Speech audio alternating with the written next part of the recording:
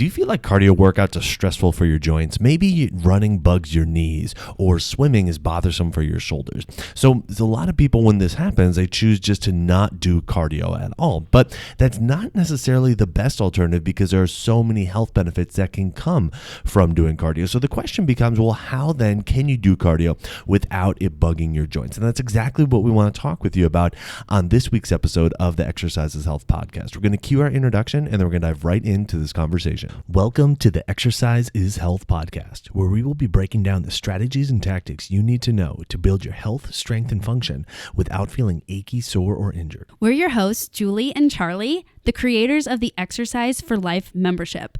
Your podcast starts now.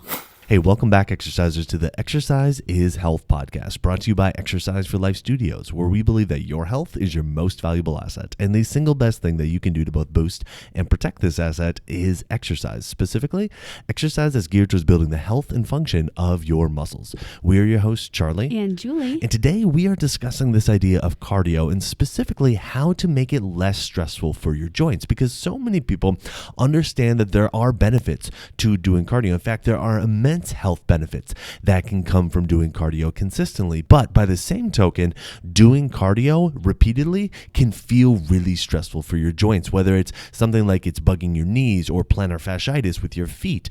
Maybe just the pounding feels not that great for your back, or you're doing something like rowing or swimming and starting to bug your shoulders. So the question is, how can you take these cardio activities and the ones that you like, or just doing cardio in general, and make it so it's less stressful for your joints? It's exactly what we want to talk with you about today. Yeah, Charlie, you're right. So many people do cardio, and I'm glad they're doing cardio because it is so potent for your health. And the thing with cardio, just like resistance training, is if you want more health benefits from your cardio, you have to make it more intense. And so a lot of podcasts, we talk about how do you make exercise, specifically resistance training, safe for your body, even if you are going to make it more intense, because we know the more intensity, the more health changes you're going to get, because we know that it's related to how much muscles are contracting. So we have to make it intense, but then how do we make it safe and repeatable? The same thing goes with cardio, is that we know that if you do cardio in a more intense fashion, challenging your body, obviously in a strategic way, we're going to get more health benefits. But then the question is, well, how do you avoid like the negative side effects of like, I overdid it, or now I'm injuring myself, I have plantar fasciitis, I have achy knees. And usually the solution is don't do that activity. Like the amount of people that come in and say, well, I don't run because like, isn't it bad for your knees? Like it's like common knowledge that like running is bad for your knees. It's not bad for your knees, but there's ways that you can manipulate your cardio so that it's not overtaxing on your joints. But this stuff is just not commonly talked about because it's just a little bit more intricate, but I know you guys are going to get this. And when you apply it, you'll know how to approach your cardio to say, hey, I'm going to do this thing called cardio, and it's going to help me improve my health, and it's not going to degrade other parts of my health, like my joints or my muscle system. Exactly. And so usually we find that people end up falling into one of two camps when the cardio activities that they're doing starts to bug their joints. Either they say, well, I guess this just isn't for me, I'm just not going to do it, and so they stop altogether. Or they say, well, this is something that I either know I need to do or want to do, like I get enjoyment out of it, so I'm just going to keep pushing through, much to the degradation of their joints and the compromising their system. Neither of those are great solutions. So we want to offer a third potential solution for you today, and we have three ways that you can actually make your cardio less stressful. So if you're sitting there thinking, okay, yeah, it's been a decade since I've gone for a run because of how my knees have felt. If even going for walks is starting to feel like after a mile or two, like my back's starting to tighten up. I don't really like biking, because it feels weird for my hips or whatever. What you are feeling is not uncommon. So many people experience it, but there are ways that you can get your aerobic exercise in, that you can get your cardio in without your body feeling that way. And again, we have three ways that we want to teach you to do that with this podcast today. The first way that we want to talk about is to minimize the skill level that's required to do the activity. Okay, a lot of times when things are higher skill, We end up focusing more on doing the skill versus on controlling our body and making sure that, everything is feeling good for our body. All right.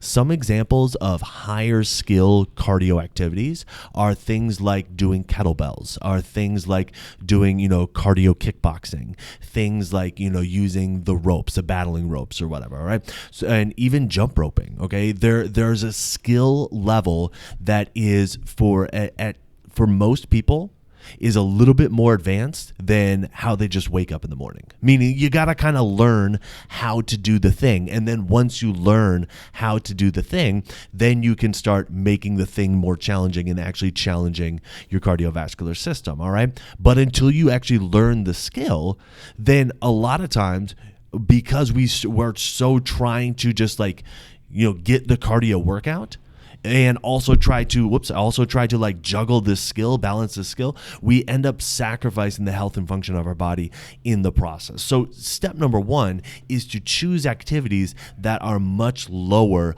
on the skill requirement, from a skill requirement standpoint.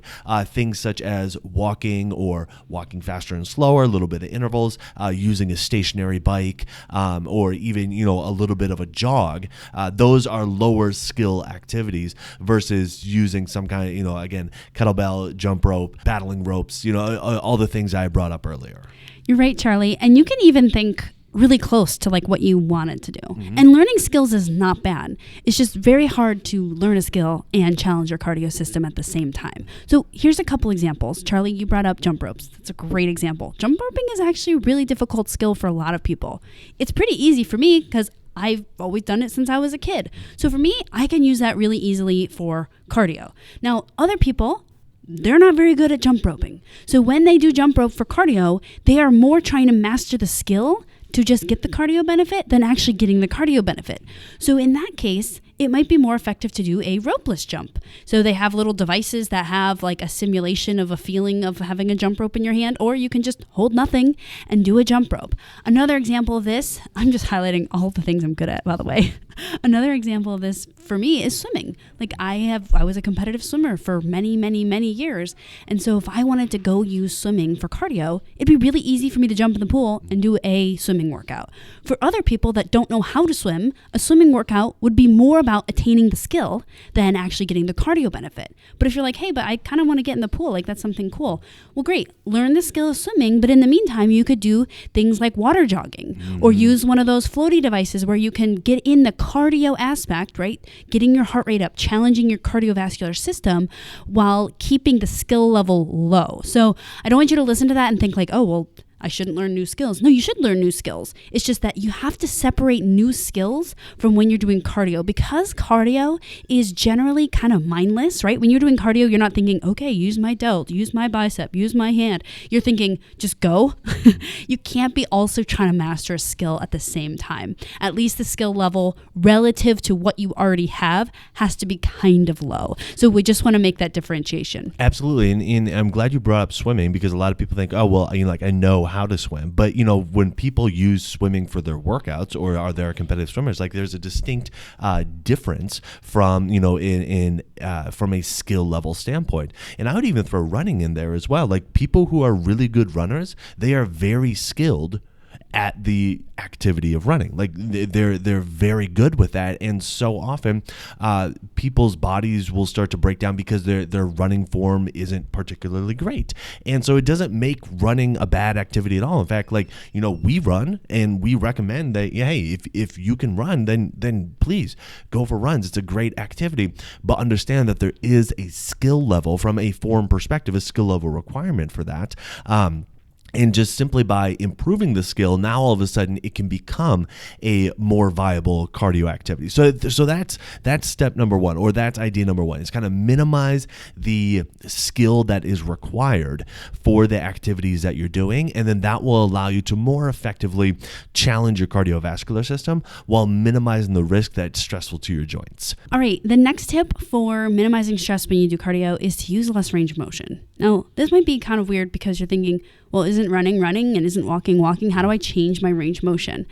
every single exercise you do, or most of them, you can change your range of motion. Things you can't change your range of motion on is like if you're doing box jumps and the box is 12 inches tall, you can't change that 12-inch box, but you could choose a different box, right? That's true. So think about your range of motion. So one of the riskiest places for your body is when you're doing large range of motion. And while using large range of motion is required for keeping range of motion, we talk about that all the time with strength training, using large range of motion when you're not being controlled and mindful is a huge red flag.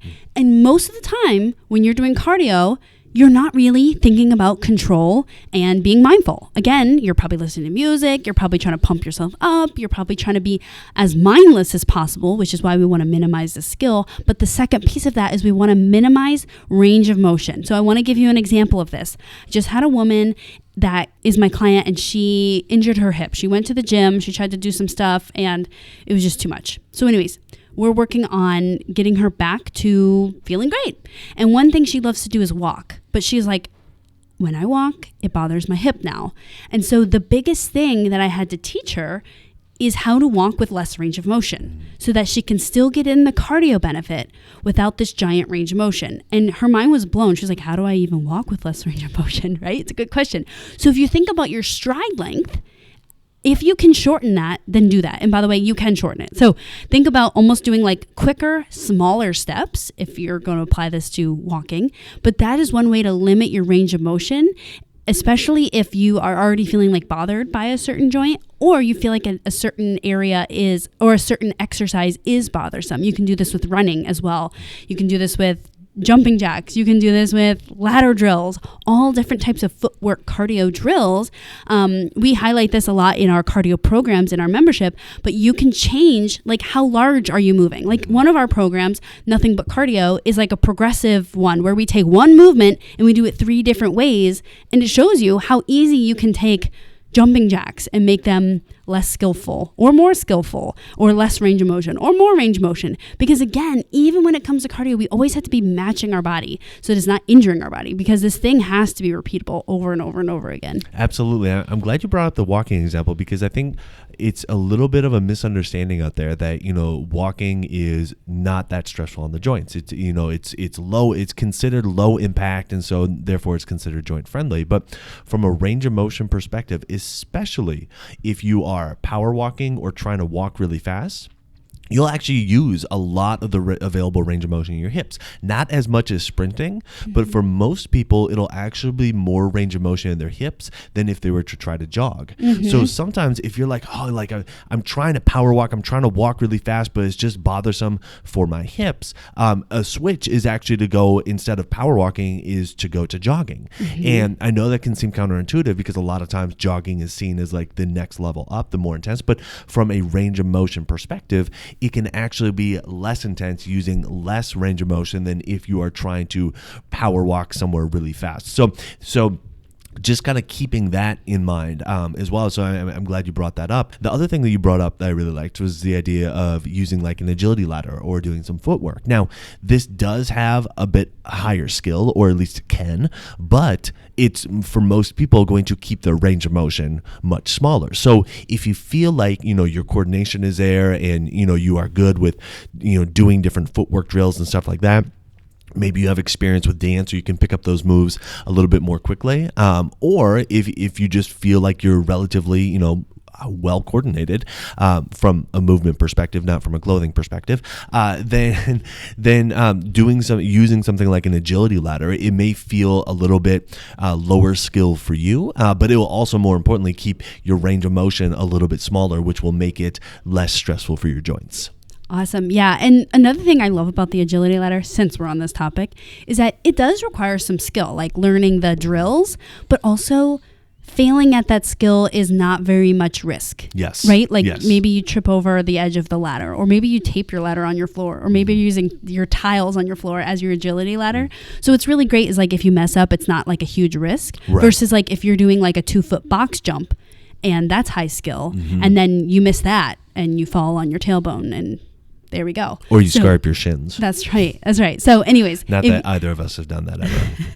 Yeah. So skill level, keep it low. use less range of motion. And the last one, which is probably the biggest one, and it's the one I want you to focus on the most, is making sure you're resistance training 3 times a week. Mm-hmm. So what's really interesting, and we've talked about this a lot, is like we always talk about using your exercise, using your resistance training to live your life, right? To live the way you want to live, to be a great grandparent and be able to get up and down off the floor, or be able to lift things, or be independent, be strong, be functional, and also be healthy, right? So your lab work looks great, your strength is great, your bone health is great. But another thing that resistance training does is it's also like your insurance on being able to keep your cardio system healthy. Because your cardio system is reliant on your muscles being able to move and contract over and over and over again. Think about walking. How many steps do you do? 2,000, 4,000, 10,000? That's a lot of over and over and over again. When you think about swimming, how many strokes with your arms do you do? 1 million? Yes. And how do you do that? You do that by using your muscles over and over and over again. But what are you doing to service your muscles to make sure that they can do that for you? Like a lot of times we talk to people and they're like, yeah, I just do cardio because it's easy and I like it. Well, great. Well, one day that's going to break down because we're humans. That's what happens to our body. When we overdo stuff or underdo stuff, right? You do nothing.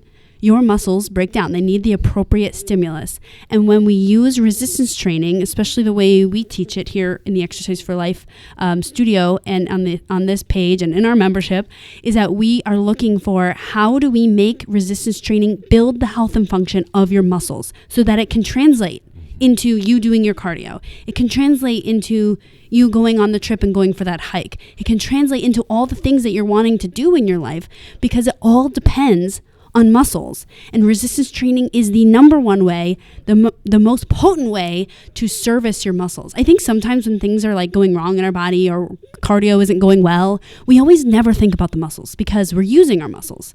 Using and servicing are much different. Using and building, using and rebuilding are very different things. And we always look elsewhere, like, oh, what supplement am I missing? Or, oh, what nutrient in my diet am I missing? Well, the first thing we should always look at, I'm not saying those aren't missing, but the first thing that most people are missing is regular resistance training, which means regular service to your muscles of making sure that they are working properly. Yeah, this is one of the most powerful aspects of doing resistance training, especially when you start to do it on a consistent basis. A lot of times we think the benefits of resistance training stop from an aesthetic standpoint, like being able to build muscle or tone up or whatever, as well as kind of improving our strength. And it can be very good for both of those. Don't get me wrong, but being able to protect and support your joints, being able to improve the function of your muscles and like you're saying, kind of like maintain that muscle maintenance aspect so you can continue to do other activities where you're not being as mindful like every single second of it, such as most cardio activities. It will allow you to use your body in the ways that you want to use it and have those activities ultimately be less stressful for your joints because you're building in more margin to your system. You're building in more resilience to your system so you can go for your runs, you can do your bike rides, you can do your group classes and everything like that, and your body can tolerate doing those things better. In part because it has a higher baseline of strength, in part because you have just done enough stimulation for your muscles that they're like, okay, yeah, like we're functioning at a higher level now. And so that is one of the big things, the big pieces that resistance training on a regular basis brings to the board. And especially when you do it, like you're saying, Julie, how we describe in the Exercise for Life membership and on this podcast, where you are being super mindful, super focused on squeezing your muscles, making sure that everything is within your symptom-free range of motion, all the keys that we talk about, that will allow you to build the resiliency within your system, allow you to build that margin into your body so you can keep doing your cardio exercise, which, like we've been saying, has so many profound health benefits, from brain health to longevity, obviously cardiovascular health, disease prevention, glucose regulation, everything like that. But you'll be able to do so while minimizing the risk that it ends up stressing your joints, and ultimately minimizing the risk that you have to stop doing your cardio because your joints are so achy and beat up. So here's the thing. Your joints are controlled and supported all by muscles. So if you are currently like, hey, I do cardio and I don't do XYZ because like those bother my joints, that's a really good sign that you are not doing enough resistance training to keep your joints feeling supported enough relative to what you're doing or relative to the state of your joints. And if you're also like, well, hey, like I do some cardio, but like I can't do resistance training because, as you just said, my knees hurt, right? I have a knee problem. I have fasciitis. I have low back pain. It flares up. That is actually a really good like sign telling you that you are not doing enough resistance training. And if you're not sure how to approach this, you guys got to join our membership. This is what we talk about all the time because even a few podcasts back, we talked about what signs does your body give you to tell you that it needs more resistance training. And one of those, you're not doing enough exercise. You're not doing enough exercise, right? And that is one of the biggest signs is pain. And ironically, or whatever, I don't know if this is ironic, but most people actually perceive that signal from our bodies as a reason to not exercise. And it's a terrible reason to not exercise because exercise is probably one of the most potent things you can do to actually start to support your joints and to heal your joints and to help your joints function better and be stronger. Because I think that's what we all want in our life is like, hey, my body works when I want it to work. It's relatively easy to use. And a lot of times that starts slipping away, especially when we're doing nothing about it or we're doing like a biased exercise plan, meaning like all cardio, no resistance training. And resistance training is really what restores all that. But you have to know how to do it, right? So like that it's building your body, it's not breaking your body down more. But that's why we're so passionate about our membership. So. Exactly. Well, and one thing that was brought up during that episode is even if you feel like, you look at your schedule and like, well, I'm lifting weights 4 times a week, how you're doing it may actually not be designed to improve the health and function of your body, to improve the health and function of your muscles. And so because of that, like you may be doing a lot of activity and you say, okay, well, I'm working out a lot, but how you are doing it, you're not getting enough of the type of exercise that we're recommending. Yes, you're going to the gym, maybe you're using the machines, you're using the free weights or whatever, and you say, okay, well, I'm checking off my lifting weights, my resistance training, but how you are doing it is not conducive to improving the long-term health and function of your body. So that's a big key as well. Even if you feel like, okay, well, I'm getting it done, but my joints are still aching and I'm still not able to do my cardio. How you're doing resistance training, that's really the big key, and that's the differentiator of how most people exercise and how we teach you to exercise in the Exercise for Life membership. So if you're interested in learning more about how to do your cardio in ways that are not stressful for your joints, we do have a couple programs within the Exercise for Life membership that you'll really love. Okay, the first is called Nothing But Cardio, and as the name would apply, it's nothing but cardio. But with that, like we walk you through a progression of a whole bunch of different cardio exercises, so you can have a wide variety of ways that you can get your cardio in that ultimately are not that stressful to your joints. And then we give you kind of the supporting pieces for that as well. And then the other program is called the Core and Cardio program. It's a lot of core exercises, but then combined with a lot of cardio. So we've received a ton of great feedback on both of those programs. Those are two of the more favorite programs within the membership that we hear from so many members. So we definitely want to invite you to check those out. And then we have a ton of resistance training programs in there as well that will help get that resistance training piece dialed in for you in the way that we describe. So if you want to join the Exercise for Life membership and get in on all those programs, all you have to do is go to www.exerciseforlifestudios.com/membership. You can choose which option works best for you, whether it's a monthly option or the premium option. But both will include not only the Nothing But Cardio, the Core and Cardio, and the resistance training programs as well. So who do you know that needs to hear this episode? Who do you know that's trying to get their cardio in, that's trying to do their aerobic exercise on a regular basis, but it's really bugging their joints? Share this episode with them so they can understand the different things that they can do within their workouts to make sure they can keep getting their cardio in without stressing out their joints. And while you're online, head on over to Apple Podcasts and leave us a rating and review. It helps people find our podcast when they're looking for information on exercise and they're looking for information on health. So if you found value in this conversation today, let us know by leaving us that 5-star rating and and review. Well, thanks so much for tuning in. We always appreciate it. Have a fantastic week, and we'll talk with you all next week. This podcast is for information purposes only. The statements and views on this podcast are not medical advice. This podcast, including Julie and Charlie Gates, disclaim responsibility for any possible adverse effects from the use of information contained herein. Opinions of guests are their own, and this podcast does not endorse or accept responsibility for statements made by guests. This podcast does not make any representations or warranties about guest qualifications or credibility. This podcast may contain paid endorsements or advertisements for products or services. Individuals on this podcast may have a direct or indirect financial interest in products or services referred to herein. If you think you have a medical issue, consult a licensed physician.